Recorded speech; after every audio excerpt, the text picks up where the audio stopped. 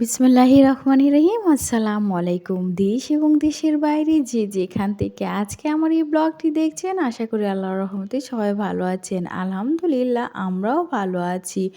আজ আমি আরেকটি নতুন রেসিপি নিয়ে আপনাদের মাঝে হাজির হয়েছি। আর আজকের রেসিপিটি হচ্ছে মুরগির মাংস দিয়ে নতুন আলু রান্না করব। তো তার জন্যে কিছু মুরগির মাংস কেটে ধুয়ে রেখে দিয়েছি এবং নিয়ে নিয়েছি কিছু নতুন আলু। তো প্রথমেই একটি চুলায় একটি পাতিল বসিয়ে এর মধ্যে পরিমাণ মতো তেল দিয়ে দিয়েছি। দিয়ে এর মধ্যে এখন দিয়ে দিয়েছি পেঁয়াজ এবং রসুন কুচি।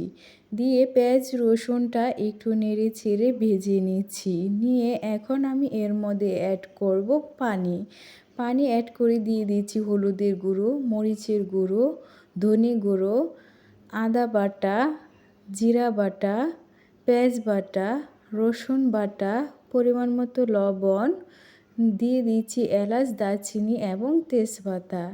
দিয়ে সবগুলি মশলাকে ভালোভাবে নেড়ে চেড়ে বেশ কিছুক্ষণ কষিয়ে নিব।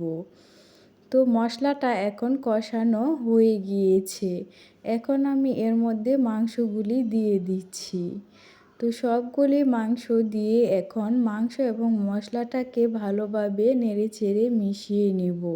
তো এখন মাংস এবং মশলাটাকে ভালোভাবে নেড়ে চেড়ে মিশিয়ে নিচ্ছি। তো মিশানো হয়ে গেলে এখন একটি ঢাকনা দিয়ে ঢেকে কিছুক্ষণ কষিয়ে নেব। তো এর মধ্যে কিছুক্ষণ কষানো হয়ে গিয়েছে, এখন এতে আলু অ্যাড করে দিচ্ছি। তো আলু দিয়ে আলু এবং মাংসটাকে নেড়ে চেড়ে আরও কিছুক্ষণ কষিয়ে নিচ্ছি। তো কষানো হয়ে গিয়েছে, দেখতেই পাচ্ছেন যে মাংস এবং আলু থেকে কিছু পানি উঠে এসেছে। এই পানি দিয়ে মাংস এবং আলুটাকে বেশ কিছুক্ষণ যাবৎ কষিয়ে নিয়েছি। কষিয়ে পানিটা শুকিয়ে নিয়েছি। তো প্রতিদিনের মতো আজকেও আপনাদের কাছে আমার একটি রিকোয়েস্ট, আমার এই ব্লগটি যদি প্রথম থেকে শেষ পর্যন্ত দেখে সামান্যতম পরিমাণের ভালো লেগে থাকে তাহলে প্লিজ একটি লাইক এবং সাবস্ক্রাইব করবেন। আর কমেন্ট বক্সে অবশ্যই আপনাদের মূল্যবান মতামতটি জানিয়ে আমার পাশে থাকবেন। তো মাংসের মধ্যে আমি পরিমাণ মতো পানি অ্যাড করে দিয়েছি। দিয়ে এখন ভালোভাবে নেড়ে ছেড়ে মিশিয়ে নিচ্ছি। নিয়ে এখন একটি ঢাকনা দিয়ে ঢেকে আমি এই তরকারিটাকে বেশ কিছুক্ষণ রান্না করে নিব।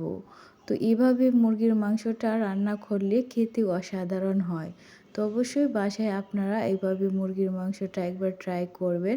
আশা করি আপনাদের কাছেও ভালো লাগবে। তো আজ ভিডিওটি এখানে শেষ করছি। আল্লাহ হাফেজ।